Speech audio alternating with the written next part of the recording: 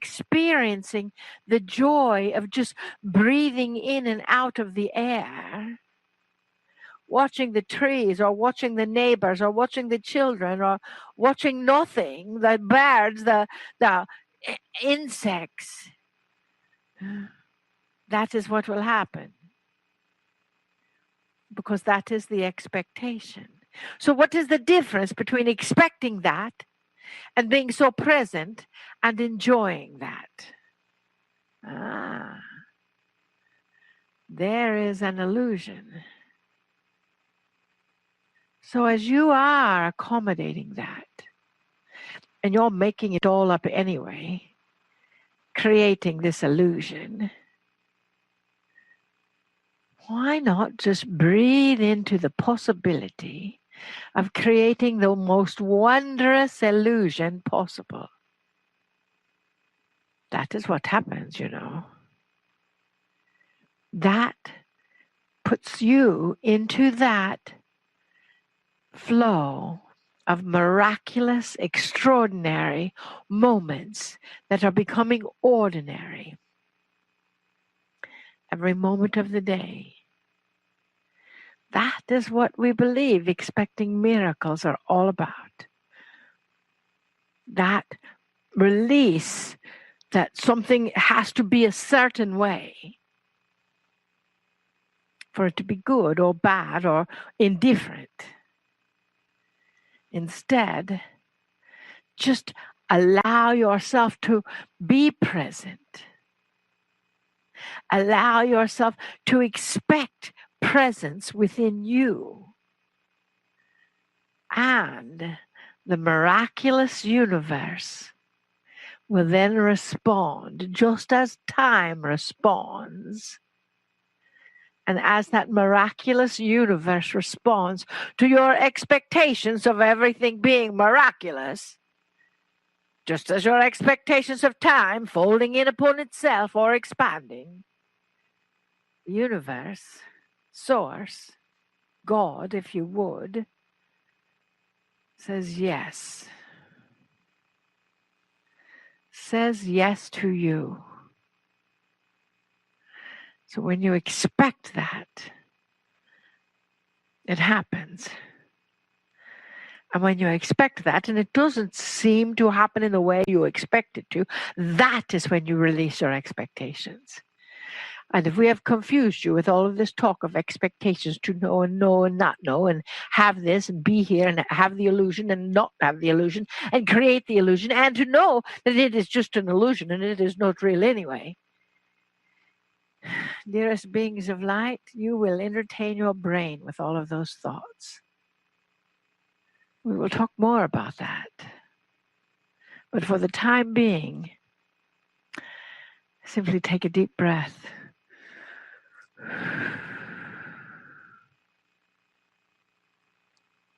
Be present. Expecting presence within you, through you, and all around you. And that presence is love. If you expect nothing, then it simply is love. We do not believe that is an illusion. Because we love you. Always. Infinitely. We see you. And until later, when the illusion comes back, we bid you namaste. Namaste. Greetings, dear ones. I'm Kryon of Magnetic Service.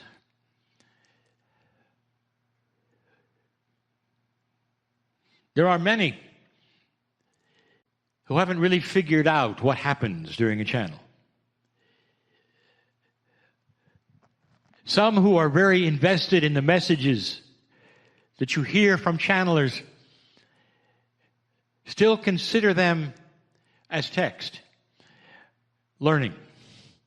You'll write notes, you'll listen later, and you'll use those things in your life. That's one layer of what happens during channeling. But those who are more in tune with the rest of the story understand that every time there is a channel from Source, there are layers which occur for the human being, depending upon their receptivity to the layers. Some are simply information. And there's nothing wrong with that, because that is why they're there. That's where their life is, and they are wanting more all the time. The next layers have to do with energy. What's happening in addition to the information? Well, the first thing I want to tell you is there's a second layer of information. So if you were one of those, you realize that within the message, there are other messages given, not necessarily in the language that I'm speaking. The third and fourth layers on down have to do with energy. What happens during a channel that has nothing whatsoever to do with the information that is being spoken? Is it possible that a channel can create a field? Dear ones, that's exactly what we do, all of us. That's exactly what my partner has done, and Adirondha has done, and all of the council has done with her. And there are those who would listen both live in an audience and also long distance, and even after the fact. The field exists because it is a quantum, multidimensional field. And I'll call it a field of allowance. It allows the human being to see things they could never see, to feel things they could never feel, to be in attributes that they never thought they could be in. Some see colors. Some have all manner of other situations. Some get answers. Some weep uncontrollably because they finally see love and they realize the truth of what the creative source has in their own soul. Some are overwhelmed because finally they see and feel the handout that we've talked about from the creative source, with free choice to take it or not take it. To have something you never had before, and that is control over fear and anxiety and worry. Some are starting to understand and feel in that third and fourth, maybe in the fifth layer of the information and the energy being given, that there's so much more. It's life-changing. And then there are a few who sit and realize that a field is being created that gives the allowance, and every single cell of their body goes, oh, this would be a good time for the healing that I came for. Is it possible that the channeling can create that kind of a circle of energy, of a field where even long distance, even after the fact, those who would come into the circle would be changed so much that they would have an allowance to heal their bodies when they didn't really understand how they would ever do it before. Kryon, where are you going with all of this? I seldom do this because these 4 channels, 2 today and 2 tomorrow, will be a milestone in my partner's life. I'm going to talk about healing. I'm going to give you today the 4 attributes of the body that have to do specifically with healing.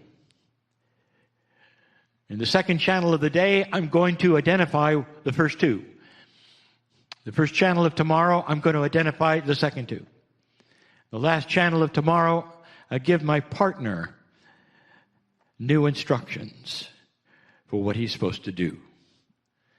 Now, for those of you listening now, in any form, live or not, you will find a place where all of these 4 channelings will be together.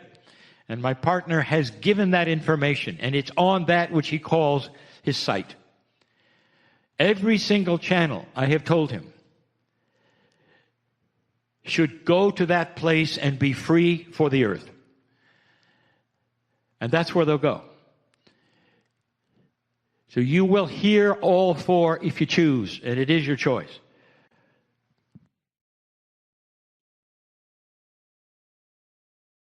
I've just scared my partner.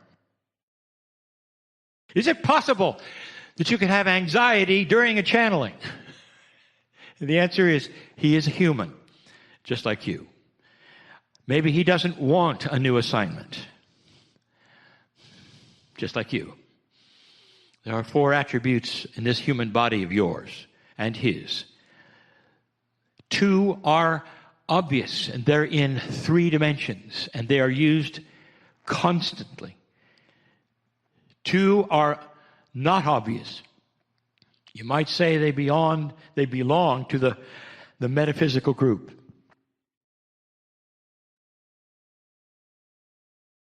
The first of the 4 we'll call chemistry, obvious. The chemistry is the main thrust of healers all over the planet who you know as medical personnel. In all of the hospitals, in all those who are trained, even those who are metaphysically, must understand the chemistry of the body. The thrust that you have on the planet at the moment is that it's the chemistry that is that which is alterable in order to cure the diseases that you may have. And you know what I'm talking about. Allopathic medicine, reactive medicine, call it what you wish. Some of it actually works very well, dear ones. You've made some amazing discoveries. But you still have a system where when you push one thing, something else reacts. You see, your body is interconnected as one thing. You cannot address one organ or one part of the chemistry of a system and not have something else then react. So it's always been this way. Even from the smallest dosages of certain things that you would have to cause a reaction, there is always an additional reaction. That's the chemistry. That's perhaps the most 3-dimensional part of the 4 that you would have. I'm going to identify the part of chemistry in the 2nd channel that you're perhaps not aware of, that's still 3D. I'll get there. The second one is called inheritance. And you know exactly where I'm going with this one. Finest doctors will see you and say, what did your mother or father have that I need to know about? Because there is the knowledge that you would have right now, that in inheritance, quite often, there are the genes of disease. And so what happened in the past to your sisters and your brothers or your mother or your father may very well have been carried right into your body, and you would expect the same. This has to do with the chemistry, of course, but it is the second part for good reason, and I'm going to identify why in a bit. Inheritance, to some of you, is the death sentence. You'll say, what good is it that I should even try to heal myself when I know my sister died of it and my mother died of it? Because it is simply built in to my humanism. It's part of my chemistry. It's part of my future. Is that right or wrong? And you know what I teach. But if you will go to the place of teaching today that is 3D, In the medical industry, they will say, yes, because your sister had it, because your mother had it, yes, you will probably get it. Here are the odds, and they're not good. What will you do? Will you remove parts of your body, perhaps, so you won't get it? Will you go here or there? But there's no question. You say, none of those will say, and by the way, if you'd like to break that chain of inheritance, well, you can. You don't hear that. These first two are extremely three-dimensional, and they are what you see today in your major medicine. And then we get esoteric. The next two belong to you in a grand fashion and are never talked about in the medical industry, and are the ones that start to come into play with the healers that may be watching this program. There are so many more than four, dear ones, but all of them will fall into categories of these four that I'm giving you. Number 3 is called the Akashic template. It really, truly is a part of inheritance, but your Akashic inheritance is past life. What have you carried in from the past lives that would be an energy that may very well be a predisposition for you to go to the same places you did before and catch the same diseases you did before and have the same reactions? Is it possible? And the answer is, of course. Because the Akashic record carries your energy of action in the past lives. Those who are afraid of water today perhaps had drownings in many past lives. So what does it do? It creates a situation where you don't want to swim or you don't want to be by water. The same thing occurs when it comes to the anomalies of disease that might make you do things or think things or go places where you're more susceptible than not. Even in your trying to get away from the Akash, sometimes you walk right into it. You know what I'm speaking of.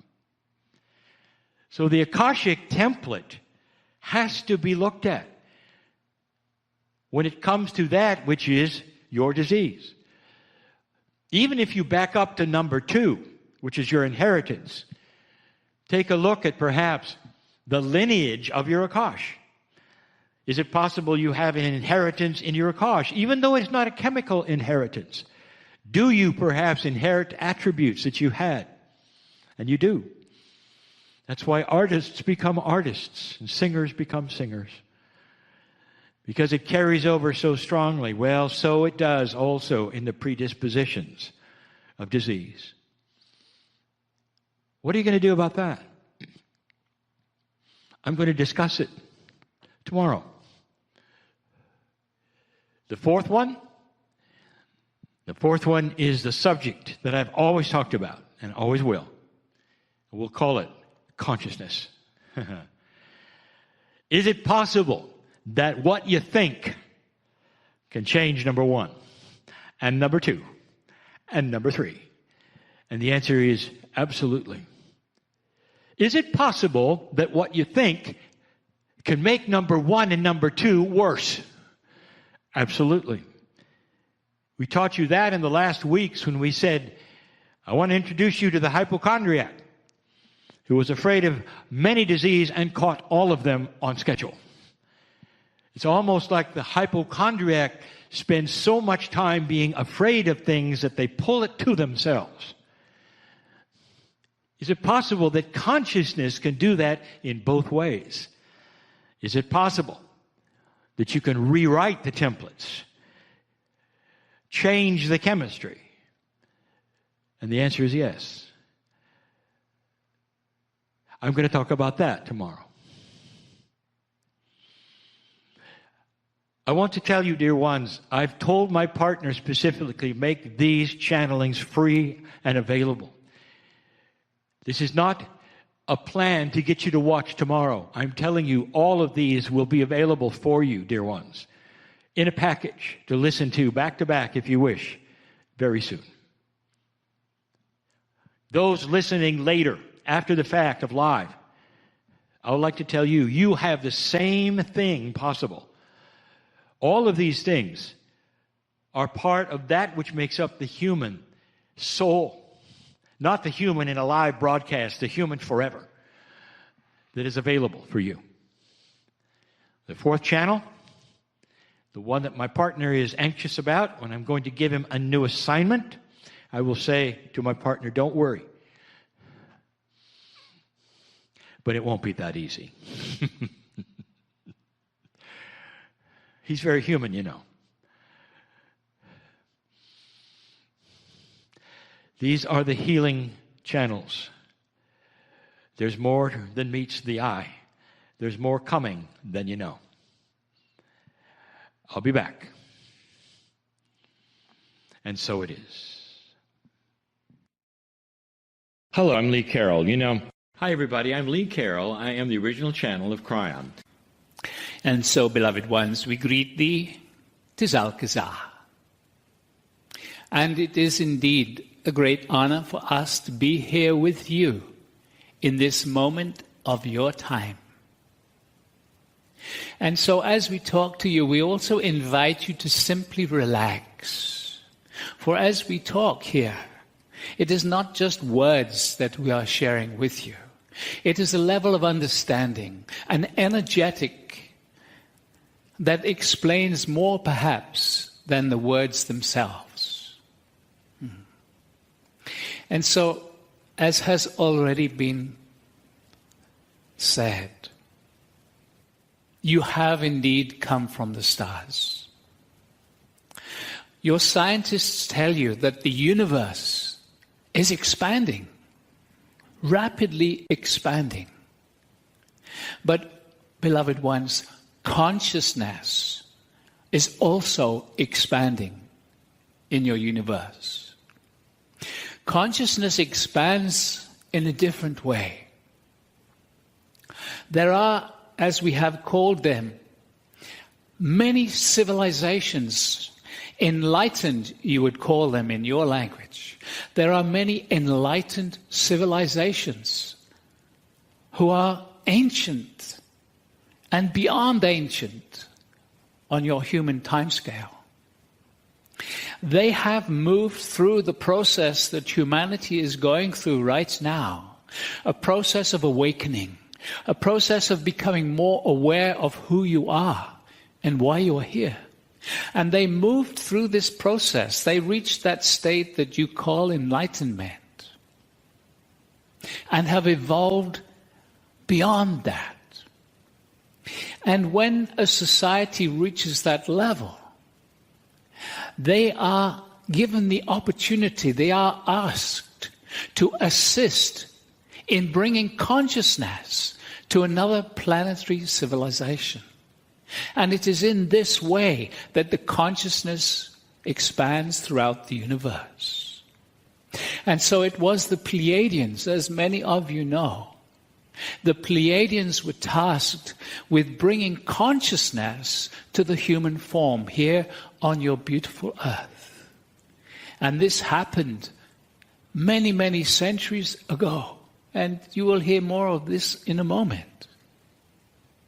But understand that the gateway, so to speak, for souls to come from these other civilizations, this gateway was opened by the Pleiadians. And so many have come from the Pleiades. But also, many of you have come from a variety of civilizations from around your universe. Why? Because, beloved ones, each one of these planetary civilizations have a different experience, a different reality. And so, as you come from all these different places, you are bringing different experiences. And so you came here, you volunteered, you were chosen, and you came to this earth with some understanding about how it was going to be. You came and you agreed that you would forget after a while where you had come from. You would bring the knowledge, the wisdom, and you carry it within. And you would move down into unconsciousness. And from that place of unconsciousness, you would begin to work your way back up into awareness. And that is what is happening here now. That is what has been occurring over the last generations. A waking up. A deciding that you no longer wish to operate from fear, from negativity. You wish to start living in love, living in consciousness. You are ready for something new. And so you see, beloved ones, the star seed within you is not just that you come from the stars. You come from enlightened civilizations in the stars. You come from vastly different civilizations with different focuses, wisdom, knowledge, experiencing. Many of you can feel this within already. Many of you were drawn to participate in this particular starseed journey because you have had that taste of your consciousness, your true awareness, your superconscious connection to all that is. And so we give you this image of opening to the starseed within, being about accessing far more than you have accessed before. That is what we are wishing to share with you at this time. Because, beloveds, it paints a far different picture of what is happening here on the earth at this time. You see the chaos around you, yes? Hold on, because it is just beginning. This is what happens when you lift out of centuries of unconsciousness. There has to be this total collapse of the old ways. But it is our message to you this day that where you are going is far more beautiful than you can possibly imagine right now. But when you connect energetically to where you have been, you can start to see the potentials. And they are far brighter than perhaps you think.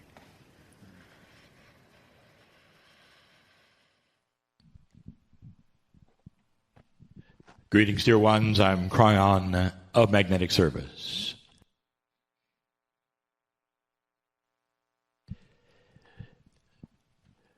There are 3 sections and 3 channelings, 3 energy-specific areas of today. This one is all about origins. I want to identify the 3 that I'm going to speak of and how in a moment. But when you speak of origins, where did you come from? We have spoken so many times the truth that has been also given to you from the information which comes from the other side of the veil that you've just heard. I'm going to ask you a question. Let's say that you are mainstream. You're not esoteric. Let's say you're not indigenous. You live in this country like everyone else does, doing what you do. You go to work, you come back, you have children. Let's say you don't necessarily buy into all of these ideas that we speak of. So let me ask you this. Where were you told you came from? And the answer is this. Most of you, billions of you, have been told a story. And it's the story you will tell your children. And the story is this, that once upon a time, a long time ago, humans were minding their own business, being humans, and an angel appeared. And that angel then did something and changed something, depending upon the story you hear all over the planet. The angel gave you a choice, because suddenly the angel And all that was with that angel changed you. Some say that's when you got your soul. In that Garden of Eden experience, that metaphor for the earth, that angel, that metaphor for God, for spirit, something happened to the human being that was spiritual. Now that is the story that you learned. It is not that different, dear ones, from the esoteric story that we are saying today. What if that angel was a little different than you thought? Many of you who have studied esoterics, have heard the future, know what an ascended planet means. It's an idea that says that consciousness will grow. And that someday it may grow to such an extent that you will be in touch more with that soul's spiritual energy. And when that time comes, there will be peace on earth, a whole different paradigm of thought, perhaps even consciousness over physics, a planet, perhaps 1,000,000 years from today, this beautiful earth will grow up and go from what it is today, which is a beginning children's version of what you will become someday, and have some of these angelic abilities just like the masters did of the planet. They came and they showed you what they could do. Angelic they were. So, follow the thought for a moment. Let's say as this ascended planet starts to reach out to some other planets that are just having their beginnings, that you go there in ascension status and you go there to help them, perhaps plant seeds of what you know. You're compassionate, you're nurturing, you're beautiful, you're esoterically enhanced, perhaps even multidimensional. That's the human being 1,000,000 years from now. How will you be seen by a beginning society? They'll look at you and they'll say, you're an angel. Angels, dear ones, came here from ascended planets not that long ago to plant seeds. And that is what I want to show and tell now. The metaphor of planting seeds is going to be the 3 sections of what I will speak of. The seeds that were planted, the star seeds that were planted, are just like when a planting happens from a farmer of a forest. The seeds are there. They're special seeds. They're always alive. They always have the spiritual knowledge. They always have enlightenment in those seeds. And they're planted, let's say, in the forest of humanity. And there they sit. The next section, and when I come back, we'll be talking about what happens when they got watered. And that was in 2012. And then the third section we're going to call self-pollination. What happens with the trees, dear ones, when they start growing finally, is they start to release those things which create more trees. In other words, I think you see the metaphor. The seeds will come out and start to grow, and they will create, for the first time, more seeds. The seeds represent high consciousness, knowledge, compassion, nurturing, benevolence in consciousness. The seeds are a new consciousness of humanity. Those are the seeds, reflected from those who planted them all that time ago. Dear ones, you're in a special time, and when we come back, I want to talk about that special time.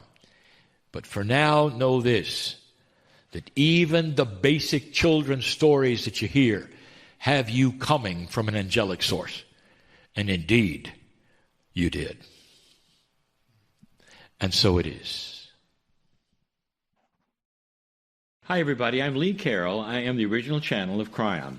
Hi, everybody. I'm Lee Carroll. I am the original channel of Kryon. So it is good day to you, huh? So very good to see your light, your brightness, your divine energy, and the luscious energy of the star mothers through Dr. Amber and the activation as your guidance brought you here for this activation. Your guidance tapped you on the energy field and said, in Sacramento, you get to come and be activated on all levels of your cellular connection. So we give thanks for Dr. Ember and her artwork, that she found the right artist to bring forth that energy. You know, dearest beings of light, you have that capability as well. You are writing your autobiography, of course, and to know that in that energy, you are creating your reality. You are creating the way you are responding to everything that happens in your life.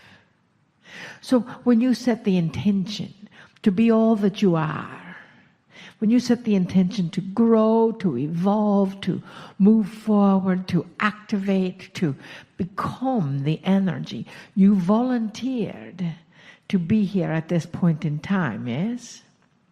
Just as our dear Kryon volunteered to come in, just as we volunteered to come in through this little vessel, Maryland, to come in at this point in time, because it is a magnanimous energy. It is bigger than expected, possibly. And the old statement that the universe is rearranging itself to accommodate your picture of reality, yes? Old statement, the vessel Maryland saw it on somebody's wall in the 90s, we think. However, now that is what is happening. And science is proving it. So when you say, I wish to be all that I am, I wish to evolve, and then things start rearranging themselves and something mucky comes along and something in contrast comes along and something else comes along and pushes all your buttons and you think, what happened to the good stuff? You see, you're given those opportunities to say, that is that old paradigm, and I'm given the choice to make a different choice.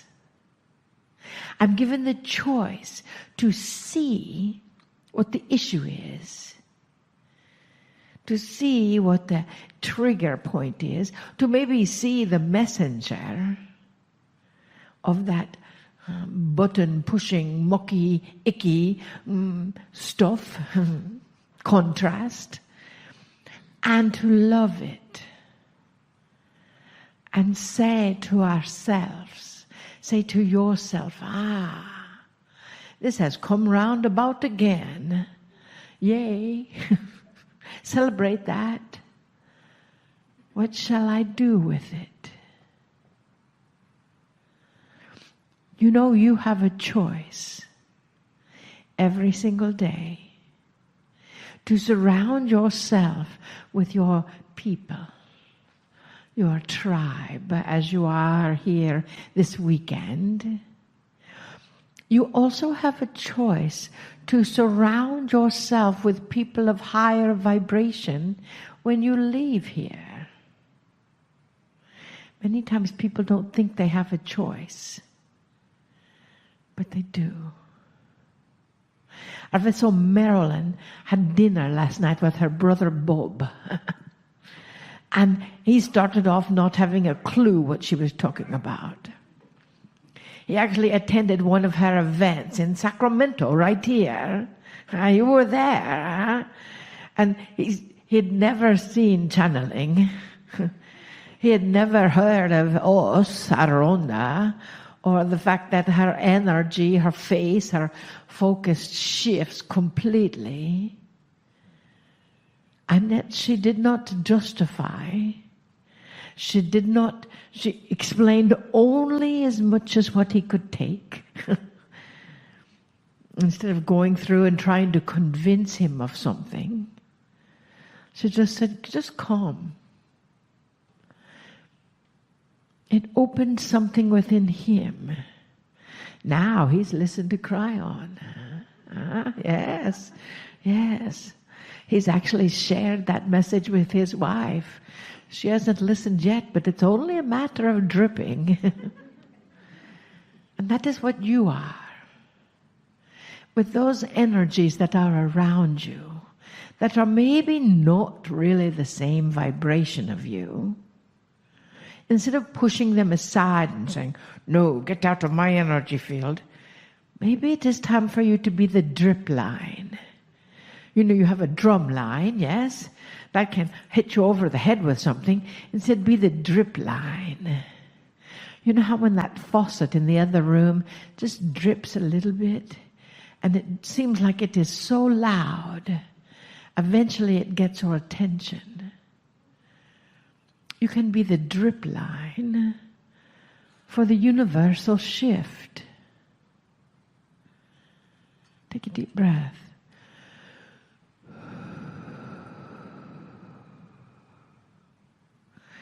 There are many beings who have come into this dimension to pave the way for what is happening right here, right now on this planet.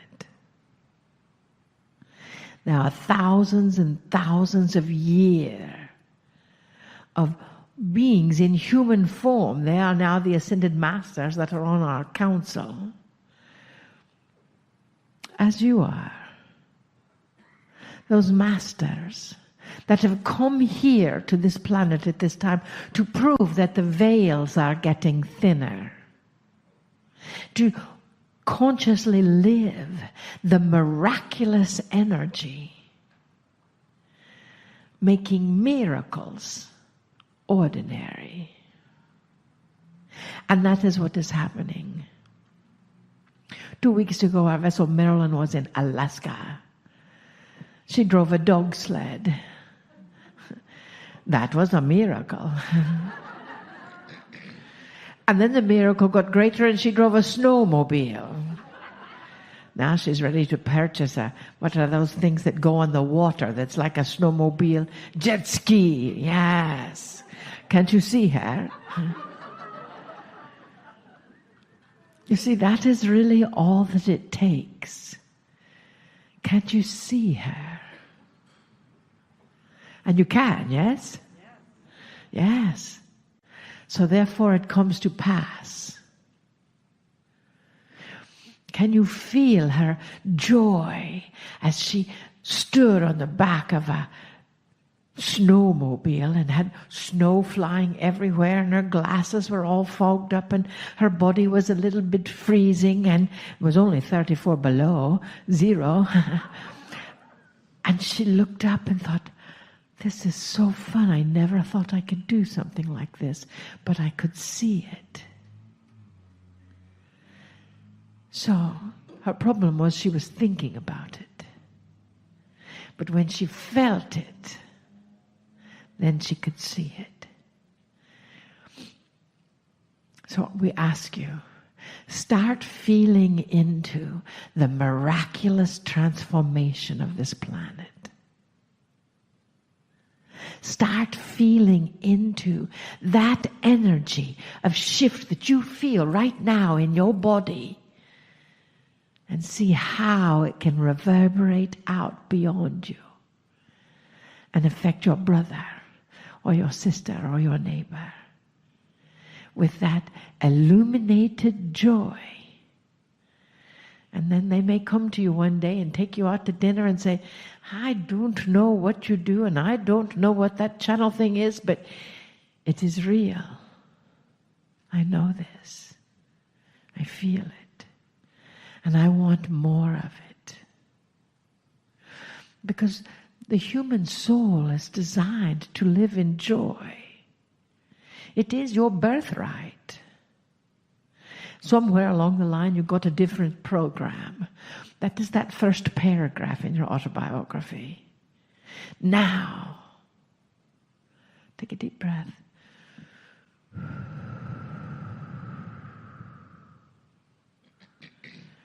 The joy is yours as your birthright. Humanity is shifting its consciousness again. Because you are here. You volunteered. So as you celebrate every single little point that pushes against you, there's 10 more points that come in that are helping you flow in that divine direction of evolution. That is exciting. We feel it. Don't you? Yes, thank you. Someone answered. She feels it. You see it. Yes. See that place on this planet where everyone respects their differences and honors and has compassion with those energies that have a different protocol or ritual or religion or purpose than you do.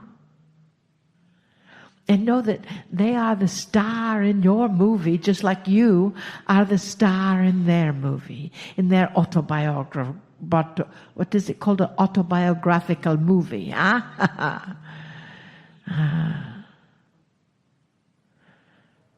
That is the shift.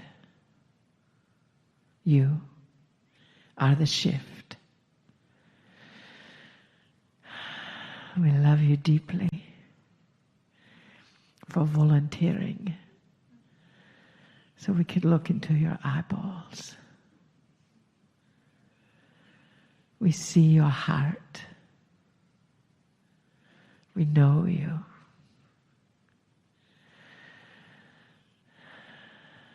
And we honor you. And we bid you namaste. Greetings, dear ones. I'm Kryon of Magnetic Service.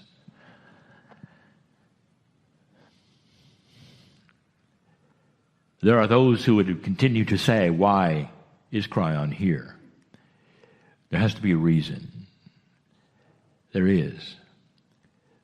The reason is because Spirit, that which is you call the Creator, that which is responsible for your soul, loves you dearly. And so there are messengers that have been sent for eons at times of change on this planet. Especially in times where humanity was involved and needed to know what was going to happen, or perhaps have an alert so that they would not be shocked or surprised or worried. Scripture is filled with this, angels who appear. And in that which they appear, they always say to the humans, don't fear me. Don't fear the message, for I'm here with good news. This epitomizes the love that God has for you, for the souls that you exist in. Apart from anything you've been taught or told, there is grand, grand love for you. Beautiful love. You have elected by choice to be born in a time of change. And this is massive change. It's change on all scales of almost every subject that you can think of. The indigenous will tell you very clearly about the cycles of life, about the cycles of earth, about the cycles of time, about the cycles of consciousness. They are aware and have always been aware that things happen in cycles. But when those cycles are done and others then begin, there is change. And the change is almost always upsetting to a human being. Depending upon how you see your life is how humans view change. There are some who will see change and say, well, it's about time. I love those things which are happening because it means I have an opportunity here to change things that need changing in my life, and on they go. But that's only a few, really. Mostly those are old souls who have come prepared for the change. But there are many old souls who say they've come prepared for the change, but they are a product of programming. And the programming says that change means trouble. The ones that especially are affected are the ones that see change and pull it to themselves. They'll see something that has happened and they'll say, then why is it happening? I must have done something wrong. Even those who see that which is the weather cycle, which we have talked about now for decades. The change is upon you. We said it was coming, now it's here. So you had forewarning of a cycle. There are cycles within cycles, many cycles. When it comes to Gaia, the weather, and all these things, you knew it was coming. And that there are those who are assembling and praying to God, asking God, saying, what have we done wrong to create such a thing? Never understanding that such a thing is normal. Change is upon this planet in so many ways. The energy of the consciousness around you is starting to change. We have spoken, again, about the weather. It's so interesting now how even historians are starting to change their minds on some of the mysteries of the past. One of them, not really that far away from here, in what you call Bandelier National Monument, there's a place called Chaco Canyon. And in that place, for 400 years, lived an ancient people, which are called the Anasazi ancient people. And when you go there, there has always been a mystery. That for 400 years they lived a certain way in an area that had actually been occupied by them for perhaps 10,000 years. And yet suddenly they left. They didn't simply pack up and go. They didn't even pack up. There's many, many stories, even about some of the kivas still being filled, about something that happened that almost overnight would cause them to leave. A big mystery. There have been all manner of conjecture of what that would be, and now I tell you what historians are starting to figure out. There were signs of massive drought. The water was going away. The streams were going away. There was no rain for 3 years. Dear ones, this was a cycle change in weather.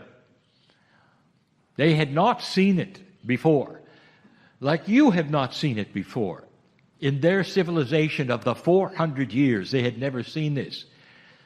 Perhaps it was a 1,500-year cycle. They would never have known. And the reason they left, they had to. They can't even carry food if they don't have the strength of having to hydrate themselves. And so there was that which the chief, if you want to call it that, the one in charge, the shamans all said, it's over, we're leaving. And they did. A classic story of a cycle that surprised them. A cycle that they really should have known was coming, but didn't believe it, even though the seers and the readers had told them. It was in the field. One of the reasons it was so sudden is because of the stubbornness of their government, if you even want to call it that, of their council, who said, we do not believe this is coming. For 400 years, we've never had this. Therefore, it won't be there. This is the same with the energy shift, even for those who are esoterically minded right now. The energy is shifting in the way people react, in the way you think, what you do, in the energy, even of thought, is starting to change for you. Healers feel it. We have spoken of it. New things are occurring that will change the way you do wonderful things. When I said healers feel it, we have spoken of this before. When many of the old processes that worked forever don't work. And the healer takes it to themselves and say, what am I doing wrong? They'll even think they're being punished because that's the programming of the day. When you have a program that says you don't belong here and that you're born dirty, that means that everything you do is being judged. Therefore, if something goes wrong, you caused it. That's programming. And that is not the truth. Why is Kryon here?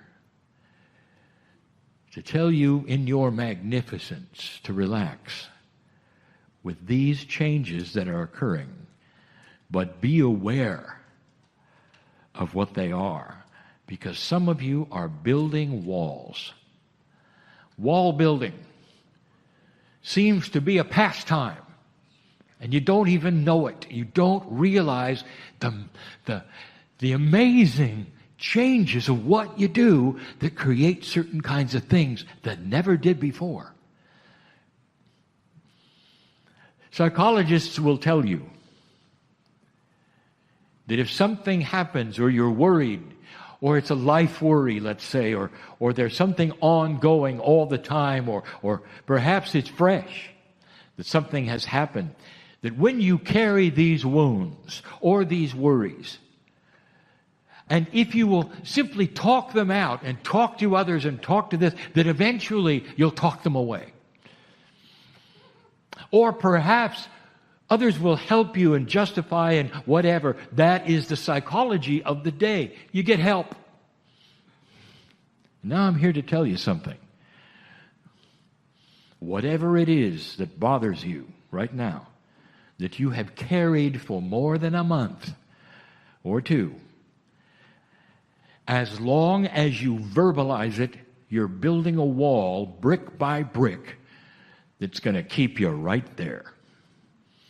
Because that is the energy of consciousness. The more you discuss a negative thing, such as worry, consternation, wringing your hands, or being wounded because of unjust things that happened, and you want to tell everybody you know every time you meet them. Hi, my name is. Did you know what happened to me? You're building a wall, and that wall gets then cemented, and then the cement dries, and you're never going to get through it. And the things you're worried about, you'll always be worried. The energy is new. And so what it says is to take those things and imagine that instead of perpetuating them to everyone you know in hopes that you will be able to dissipate them, as many say you can, I want you to ask an indigenous what they did. Master psychologists, they were. They had ceremony for worry. And whatever it was you were worried, you might want to wrap it in a leaf or something that was Gaia and then burn it. Somehow dispose of it, because the energy was this. Gaia, as your helper, had the wisdom of the ancestors and would see these things eliminated, going up in smoke. You had released them, and you're on to other things. Now, the things you worry about may still be in the ethers in the field, but the fact you're not building a wall anymore means you zip through it. You see this? And you step ahead. I want you to examine your lives for a minute. How many of you are here, and for years you've been worried about the same thing? Your wall is big. It's not too big, dear ones, because consciousness is energy and can blast through that so easy, as long as you understand, oh, that's me. Oh, that's me. The biggest issue that you might have, again, as a habit, is how do I drop the worry? I'll tell you. This is where the maturity starts to come in from everything you've learned. Where you can rest yourself in the hands of Spirit and know you're taken care of. And you don't have to do this yourself. And you don't have to share things that bother you on and on to everyone you meet. You can dissolve these things and actually get resolution if you stop talking about them. That is a new energy. And that is the way it's starting to work, dear ones. That's a challenge to some. That's why I'm here.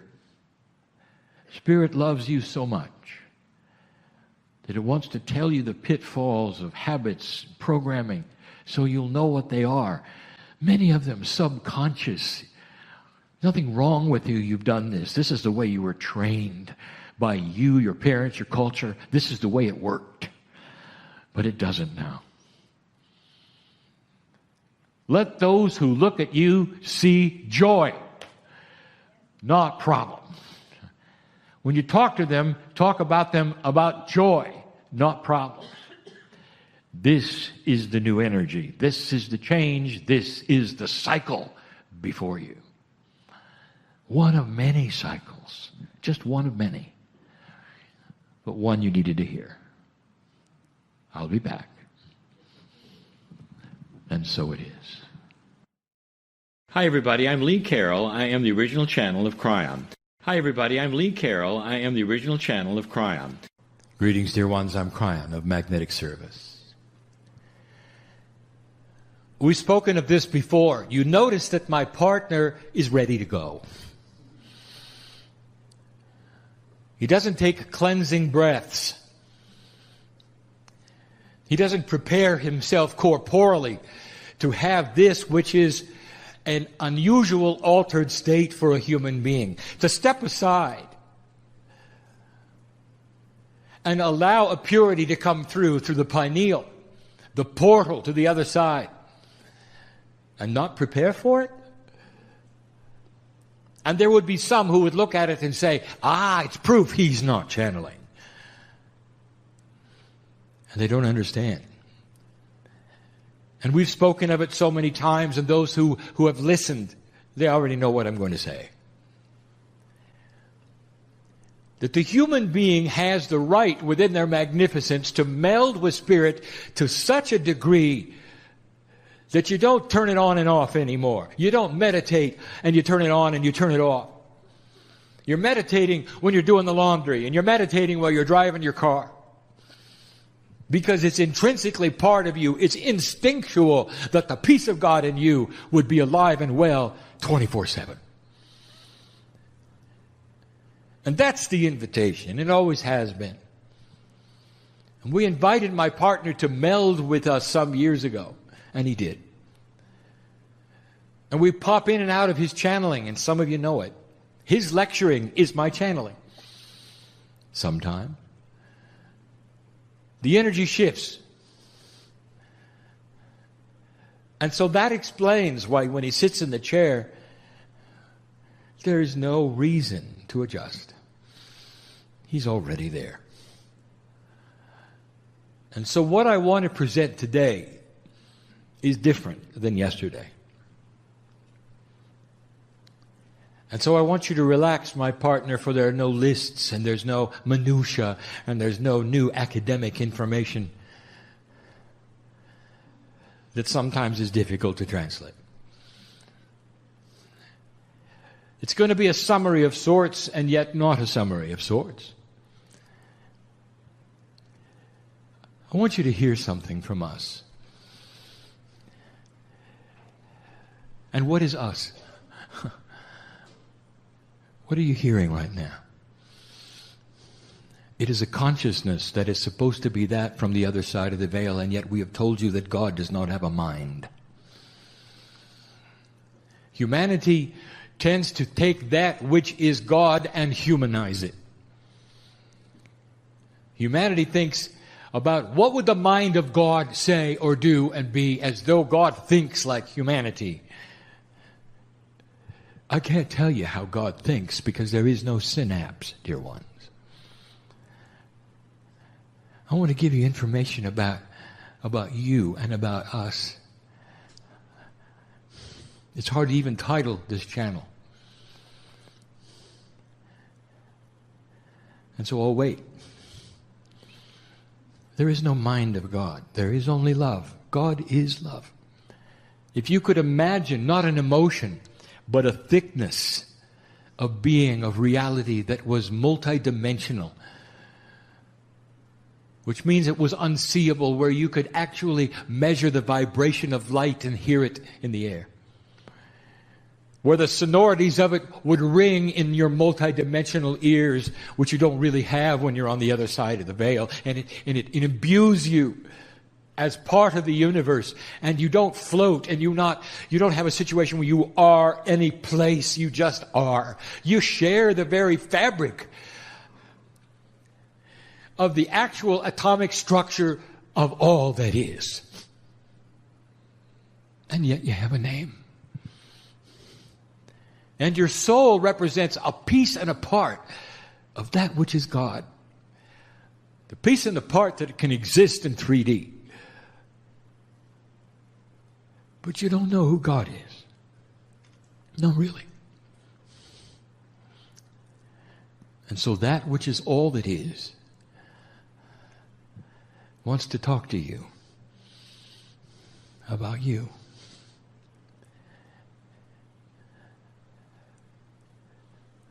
How do we feel about you?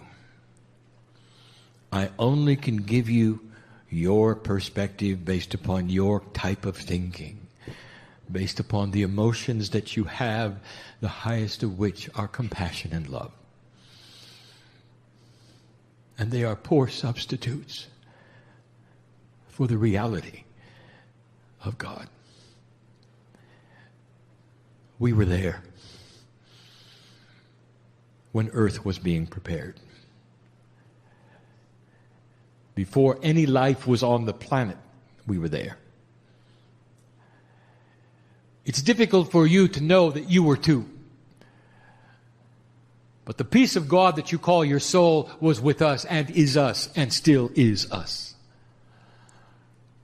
And so everything I say now, you were there too. Watching the planet being formed, knowing absolutely what was going to happen.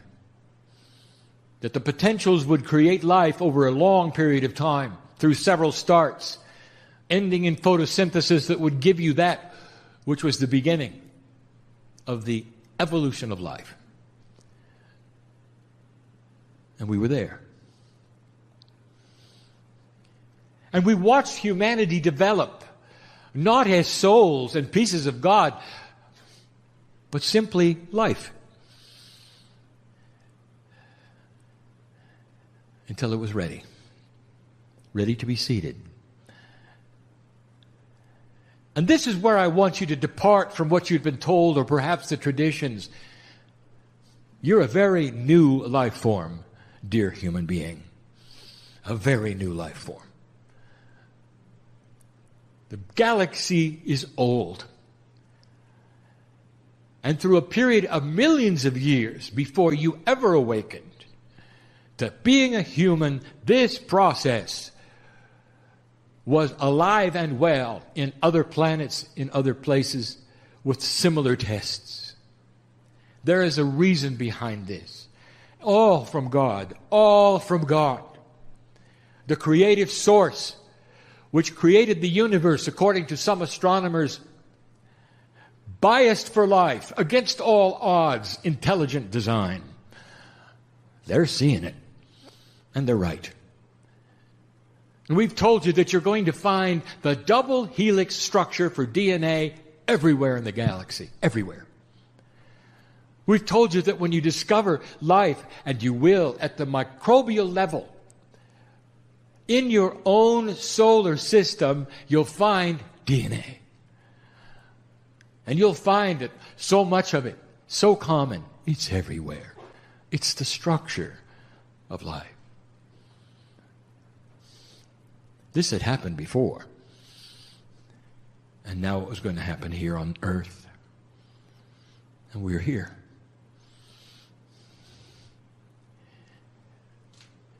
when the creative story occurred, and it's important for you to understand, the creative story is that when the earth was treated with a beautiful scenario of spiritual choice and duality was given to humanity. You were simply life, precious life, before that, but you didn't have a soul. And the timing of it was very recent. 100, 200,000 years done very, very slowly. It corresponds with the creation stories of so many organized spiritual groups. It doesn't mean you have to believe that you came from the stars. It's good enough if you believe that you're part of God and that the creation was part of God and that it was appropriate and beautiful. And you were given for the first time spiritual choice. The duality was born. And you can call it whatever you want to. You can call it dark and light and good and bad and evil. It's duality. It's just energy. Free choice to find what is inside that was implanted as God or not. Part of the test of the planet. Not of the test of the human being, the test of energy on the planet. There is a reason for all of this. And the seeds that you have inside, given to you, beautifully, in what has even been called the Garden of Eden, which is the metaphor for earth, speak of the magnificence of the Creator inside. And therefore, you're born with it that way. And you have the duality so that you can choose what you're going to do with it, or whether you're going to find it. And then we start to get technical, and we talk about the fairness of the test. Your DNA is designed for 100% efficiency, and only the masters had it. In order for it to be a fair test, you'd have to design what degree of efficiency would occur. And so it started at about 50. But in the DNA were all of the attributes for activating 100. So you don't get activated DNA from the sky, you get it from inside. Through a process which then creates the instructions to be given to your DNA that will allow it to operate better. In other words, you're born with the full package. But the energy of the planet that you have created gives you the efficiency factor. And it started. As Lemurians, at 50% or more, you were doing a lot more than you are now at 30. And humanity started the test. And it balanced itself, and it went up and it went down. Finally, it was in the 20s. You went through 4 decision points, and you didn't graduate in any of them. That was your choice. Gaia cooperated with pandemics in some of them, plagues in others, and you had to start over. That's a free choice. This was the 5th one, dear one. Who is an old soul? The ones in the room who have awakened and recognized there's more than they've been told. That their intuition gives them some cues, perhaps, not just that the age is changing or the energy is changing, but maybe they are changing. And it's happening all over the world. Who is an old soul? You could define an old soul, if you want to, as a certain number of lifetimes on the planet. And we're not going to become academic like that. We're just going to say it's the ones who have been here a long time. And so when you awaken, you've been both genders. You've gone through the things that awakened souls go through. You've come into the planet perhaps with a lack of self-worth because of it. We know who you are. And I want to tell you something about coming and going. I want to tell you that through all of this process and all of these years, and what you did with duality, all of it, we were there. And there's never been a time where God the Creator has turned its back on any human. Do you hear me? Or any race, or any city, or any town, or any group, any more than you would with your children. Ever. And yet, in order to manufacture certain kinds of energies, there are those who would tell you, well, God is judgmental. God has the mind of a human. God gets disappointed and angry, and that's not love. That's not unconditional love. We're with you as the creative source of the universe, not as a tiny deity that gets angry or judgmental or would put you into a place where you would suffer. Do you hear that? We're with you. We're with you. And for all of those lifetimes, no matter what you did with your DNA, no matter what efficiency you decided to have it, we're with you. As I said this morning, it's almost like we were hoping that there'd come a time when you discover that spiritual point, and old souls did. You couldn't help it. After hundreds of lifetimes, you would awaken and you'd know there was more than what you'd experienced. And you started to push the envelope of consciousness. And some of you were then the gurus and the shamans, the healers of the day, the ones that were branded unusual or even witch-like. You awakened. We were there. Now let me give you an insight of what you would call the mind of God, dear ones. Because there's a whole lot of coming and going for the old soul. And what you would call death would occur, which is simply a transition of energy. And through a process, you would end up again as part of that beautiful collective which is the universe, where I can't explain who you are, because there is no place, there really is no who. We are one, and yet you're individual. What a beautiful system this is. And we've told you there's a party for you, and there is. It's a God party. We can't tell you about it. And you start to hear the music again. And it fills every part of the multidimensional love that you are. And it sings to you all the time. It is the song of God. It is done in light, and you resound with it, and you carry it with you. It's difficult to explain. But in the process of your coming and going, there is dialogue. We talk about synchronicity. We talk about life lessons. Some of you call them contracts, and they're not.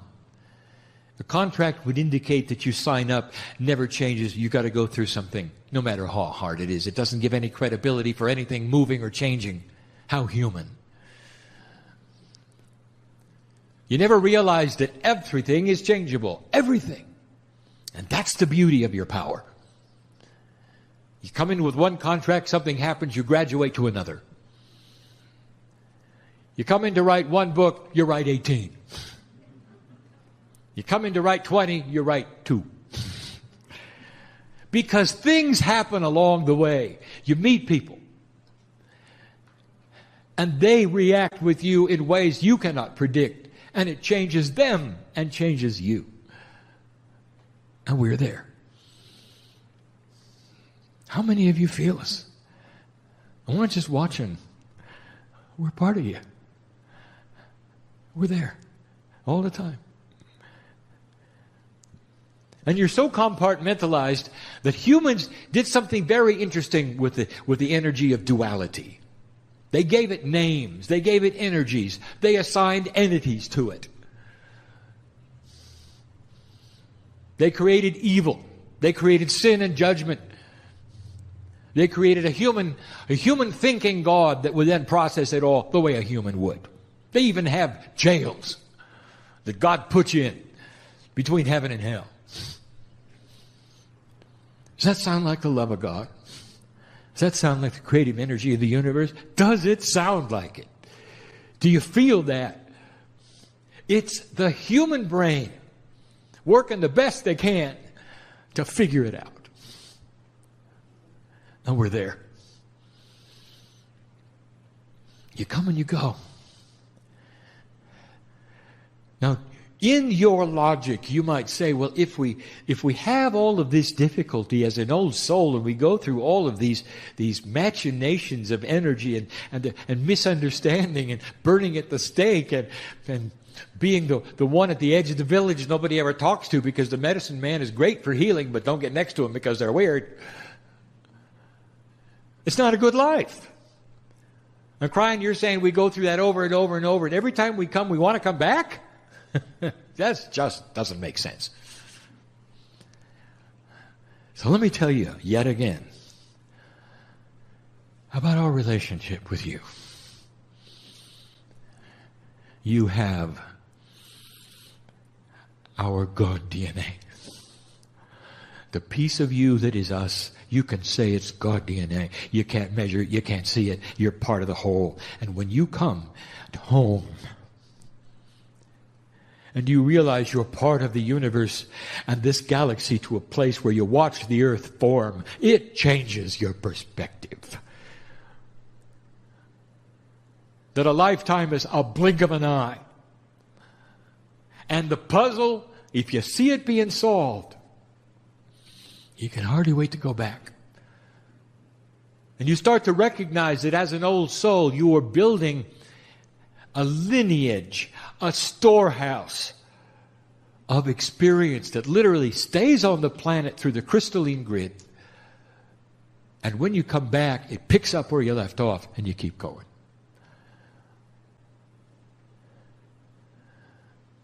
Avatars for the planet Earth. You become.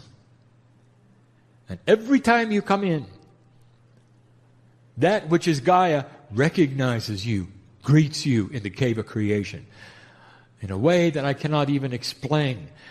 It's not with the mind of God. It's with love.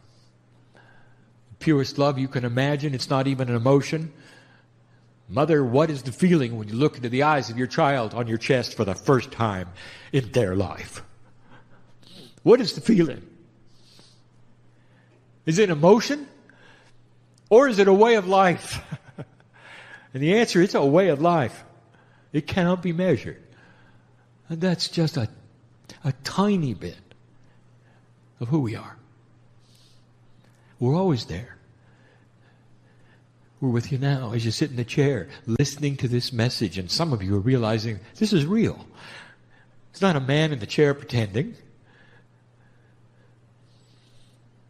Because we want to somehow transmit to you how we feel about you. And we can only do it in your terms. And the best thing we can say is we are there all the time. We're there watching when you sleep. We're there watching when you cry and when you laugh. When you're in trouble and when you're with fear, it just doesn't change. We're just always there. The soup of God is absolute. It's there now. We know who's watching and who's in the room and the puzzles they have and the complexities they have and the worries and the fears. How long will they last? What's going on? Why are they uncomfortable? And we're here. It's so interesting for us to watch you turn around and come back into the planet. So many times we spoke about this attribute, the wind of birth. That's our expression of when you come into the planet, you take your first breath. And your soul fills up and your Akash starts to work and all the things. Your DNA takes the measurement of where it's supposed to be depending upon where Gaia has established it through human consciousness. And you continue. And we've said it before, every woman in the room has experienced battle and every man in the room has given birth. And there's so much human experience here. And how do we feel about that? Remember your family. We're not just talking about the corporeal humanity that is here. Do you understand or not that if you're doing it this time around on this planet, you probably did it before on another? Are you aware of that? Do you know that this is what you do? And you didn't look a whole lot different then either. Because DNA is DNA. It forms symmetry and does its job depending upon the gravitational aspects of the planet. Your seed spiritual DNA came from the 7 sisters, and we've told you this, you don't have to believe it. It's a cluster of more than 9 stars. They look like they're close together. From Earth, they're not. It's just how you perceive them. That's why they're the constellation you see in the patterning. As you get closer to them, they don't look that way. From a planet who went through what you did. And what if I told you you were there too? How does it make you feel to know that you haven't always been a human? And to some, they'll say, well, it's time to turn off the channel. Because now you crossed the line. Have I crossed the line, or are you not ready to hear the majesty that you contain? The magnificence of your decisions to return. And we look at you. When you have that which is the pure love of God about ready to step into this planet and separate into so many parts, keeping some of you on my side of the veil, some of you in your corporeal body, and others in your guide sets, and we've explained it. It's so complex. And you look at us and you said, this is important. And in you come. How do we feel about that? How can we love you any more than we do? We're there.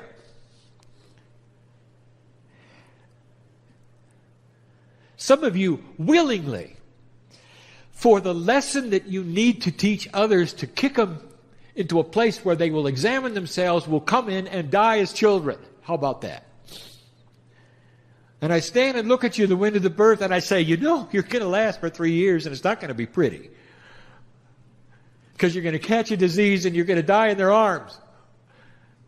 And you look and you say, and that is magnificent. Because what they will get out of it is that God will be seen in their hearts. And that although it's a tragedy for humanity, for the first time they will awaken. And from then on, they will have that spiritual attribute. And it's worth it. Now, how do we feel about that? Because we're there. We're not just watching. We're there. We're part of you. How can I go further? I want to tell you, humanity, and anyone who's listening, we are so close to you. All the masters who ever walked the planet have told you the same thing. You don't have to die to meet us. We're there. We've always been there.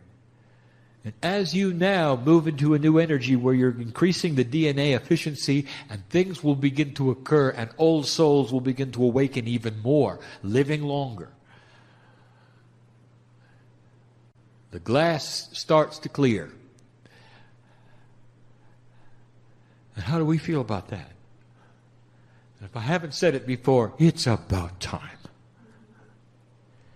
Because finally, the hand that reached out to you For hundreds of thousands of years, since you ever had duality, you're going to feel it and you're going to see it and you're going to take it and you'll never be the same. And so this would be a good time for that. To awaken to the reality, perhaps, that we are there. That we've always been there. That the mind of God is not the mind of a human being. It's the consciousness of love. In an unconditional passion that will always be awake, watching and loving. Because we're always there. That's the message of the day. It's not filled with a lot of new attributes or lists or things to remember. I just want you to leave with just one attribute. We're there. And when you're within sorrow, we're there. And when you're happy, we're there. I want you to meld with that which you call your higher self to such a degree that you can't tell the difference between your meditation and your non-meditation. And I want to tell you, if you get to that state, you're going to watch corporeal changes in you. Things that you didn't expect. Including remissions of things. I know who's here. I know what some of you are facing. Family, because we're with you. We're here. Now I'm going to say in a moment that the channel is over. And the human being's tendency is to compartmentalize.